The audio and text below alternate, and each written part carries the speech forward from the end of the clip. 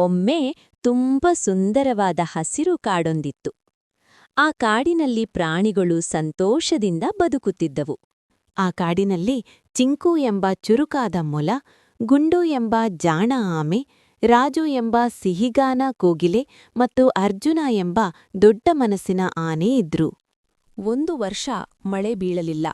ಬಿಸಿಲು ಹೆಚ್ಚಾಯಿತು. ನದಿಗಳು ಮತ್ತು ಹಳ್ಳಗಳು ಒಣಗತೊಡಗಿದವು. ನೀರು ಇಲ್ಲದೆ ಪ್ರಾಣಿಗಳು ತುಂಬಾ ಕಷ್ಟಪಟ್ಟವು. ಎಲ್ಲರೂ ಸೇರಿ ಪರಿಹಾರ ಹುಡುಕಲು ನಿರ್ಧರಿಸಿದರು. ಗುಂಡು ಹೇಳಿತು, ಇಲ್ಲಿ ಭೂಮಿಯೊಳಗೆ ನೀರಿರಬಹುದು. ಅರ್ಜುನ ಹೇಳಿದ, ನಾನು ಗುಂಡಿ ತೋಡುತ್ತೇನೆ. ಎಲ್ಲರೂ ಒಟ್ಟಾಗಿ ಶ್ರಮಿಸಿದರು. ಸ್ನೇಹ ಮತ್ತು ಸಹಕಾರದಿಂದ ಕೆಲಸ ಮುಂದುವರೆಯಿತು. ಅಷ್ಟರಲ್ಲಿ ಆಕಾಶದಲ್ಲಿ ಮೋಡಗಳು ತುಂಬಿದವು.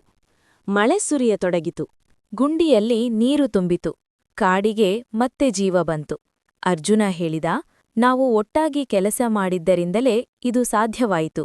ಚಿಂಕು ನಗುತ್ತಾ ಹೇಳಿತು, ಸ್ನೇಹವೇ ನಮ್ಮ ಶಕ್ತಿ. ಈ ಕಥೆಯಿಂದ ತಿಳಿಯುವ ನೀತಿ: ಒಗ್ಗಟ್ಟು ಮತ್ತು ಸ್ನೇಹ ಇದ್ದರೆ ಯಾವ ಸಮಸ್ಯೆಯನ್ನಾದರೂ ಗೆಲ್ಲಬಹುದು.